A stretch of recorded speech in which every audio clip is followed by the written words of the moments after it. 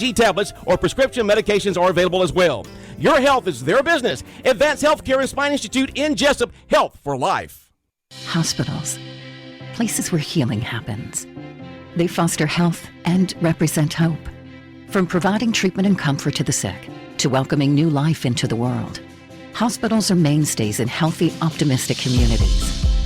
Being technologically savvy and having equipment rivaling that of large hospitals, Wayne Memorial offers cutting-edge procedures with world-class personalized care. Such care is provided by a team consisting of specialists, driving in from larger hospital systems, as well as our local physicians we've come to know so well. Healthcare delivered locally saves a patient time, money, and the hassle of traveling out of town. We are here 24 hours a day, 7 days a week. You have a choice in your healthcare, and we thank you for choosing us every day. Wayne Memorial Hospital, caring for the community. Local news on WIFO.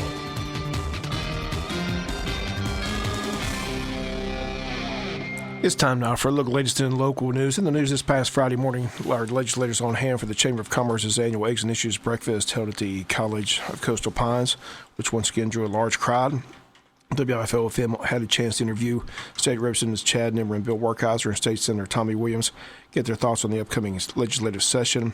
Also had a chance to talk with all three about Wayne County's chance of getting any of that FLIPA money from the state. All three state that negotiations are underway in Atlanta and looks promising for Wayne County. We begin today with our interview with longtime Senator Tommy Williams, who begins by discussing a controversial religious freedom bill. The religious freedom bill, we've already passed out of the Senate, so we're just looking for the House to address the issue, and hopefully they will agree with what we sent them. But and for those not familiar, tell us what it's about. It just protects religious liberty. There's also a bill, one of the issues is what happens to a pastor or what happens to a business that may believe that marriage is between a man and a woman and wants to stand and on those beliefs and actually have their First Amendment rights to express that belief. We don't think those people need to be prosecuted. We want that to be a constitutional freedom that folks continue to have and not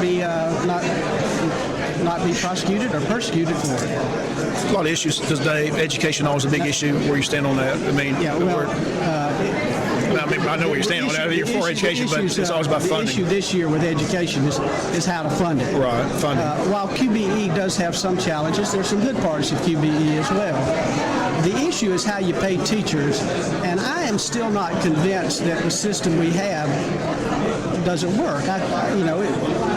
One of the worst things you can do is change something that is just going to frustrate a lot of teachers. Most teachers want to know what they're going to make so they can plan for their mortgages, for their paying off their home, to take a vacation, all the things that people that earn a salary need to know. How to budget, yeah. So while paid for performance works in the private sector, most teachers are hired knowing that the longer they're there, the more they make, and they plan for that and they understand that. When you upset that, you're going to upset some teachers. And frankly, what I'm for is rewarding the school because the school makes progress as a whole.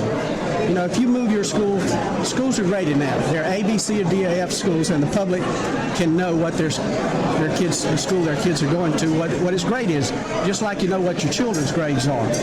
Well, if a school is a moderate school, they say they're a C school, and all the teachers work hard and work as a team, and they make that a B school, then we should have some financial reward for the school, whether it's paying for field trips or paying for art classes or music classes or things that are currently not affordable. Maybe it's just buying supplies for teachers that are paying it out of pocket. Those are the things I think that would encourage schools to do better. Teachers, if that's the reward, teachers will weed out the teachers who are not performing without it being tied to pay. So I'm reluctant to go with pay for performance until we understand that it's worked somewhere else, or that there's a way to do it that addresses the school as a whole and not the individual teacher.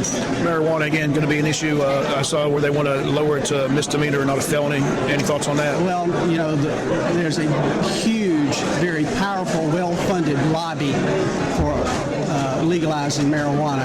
I'm not prepared to go there, and I don't think the Senate is prepared to go there. So, I mean, we passed a bill that addressed the one issue that I think is critical, and that's for kids that have seizures. If the oil from marijuana helps those kids, then it should be available to them. But I don't know that we need to go beyond that. The big local issue here is the Forest Land Protection Act. You know, Wayne County says they're owed a bunch of money. You're familiar with that. I'm sure they talked to you. Where do we stand on that? Well, what we've done as legislators is not to, I mean, there are folks on both sides of that issue in Wayne County, is to get the people that are involved with it, the county and the Department of Revenue, to sit down at the table and try to work it out. Right. And the commission, not in a courtroom. Not in a courtroom. Right. I mean, you know, if it has to go to court, it goes to court. But our encouragement to the commissioner, who frankly was a former legislator, we know her well, Chad knows her well, we've encouraged her to sit down with the Wayne County folks and let's try to work this out, and that's what they're doing. So hopefully that'll continue to happen, and there'll be an agreement that both sides can live with, and then move on. Well, let's hope so. That'll be good news. Like I said, they said if we get any of that money, it'll be a happy new year for us. Well, that's the way government's supposed to work. You know, you're supposed to figure out the differences and come up with a solution, and not have it.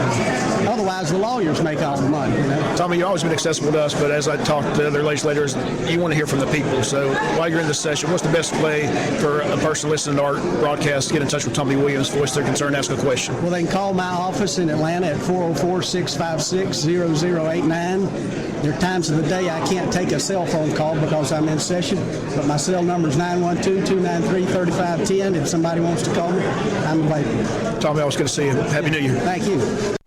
And once again, those comments of State Senator Tommy Williams. On Tuesday, we'll hear from State Representative Chad Nimmer. On Wednesday, State Representative Bill Werkheiser. And all three give their information on how to reach them during the session. So if you have a question or comment, you can directly get in touch with your local leadership in Atlanta. We'll be back with more news after this word from our sponsor of the commercial messages, so please stay tuned.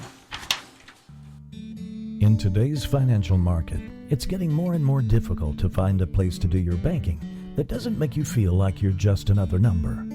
Altamaha Federal Credit Union is different. Different because with us, you're not just a number on an account, not just a customer. You're a member, a part of things. And as a member, you have a say in how things are run. That way, you always get the service you want and deserve. We're folks you know, local folks you trust, and we're here when you need us. Come by one of our convenient locations or visit us online at altamaha.org and become a part of something great. Altamaha Federal Credit Union, Jesup, Ludowici, and Screven.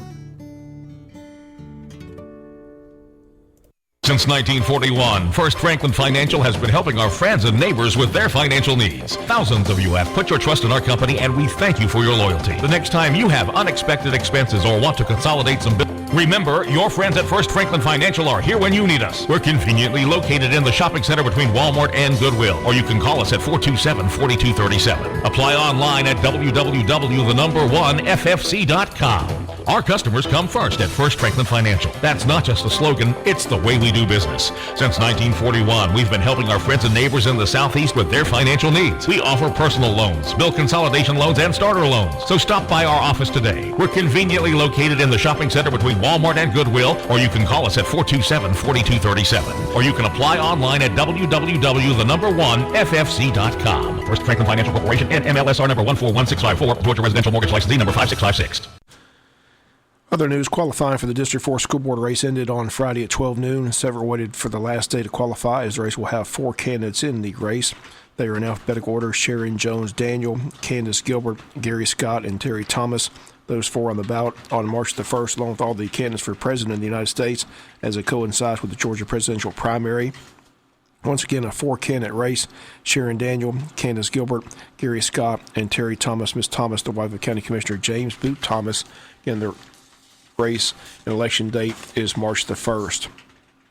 Speaking of Board of Education, they have a work session set for tomorrow at 6 p.m. at the Tech Center. On the agenda under items of business, approval of the 2016-2017 school calendar, discussion on their budget, revisions on policies, executive session discuss personnel, Approval of personnel, comments by the board members, comments by the superintendent of schools, all that's set for tomorrow at 6 p.m. at the Tech Center. WIFO-FM will be on hand for a report for you on Wednesday's newscast. We'll be back with some final news notes after this word from our sponsor or the commercial messages, so please stay tuned. In today's financial market, it's getting more and more difficult to find a place to do your banking that doesn't make you feel like you're just another number. Altamaha Federal Credit Union is different. Different because with us, you're not just a number on an account, not just a customer. You're a member, a part of things. And as a member, you have a say in how things are run. That way, you always get the service you want and deserve. We're folks you know, local folks you trust, and we're here when you need us. Come by one of our convenient locations or visit us online at altamaha.org and become a part of something great. Altamaha Federal Credit Union, Jesup, Ludowici, and Screven. When further treatment is no longer an option, hospice can provide services to manage symptoms and difficulties caused by illness.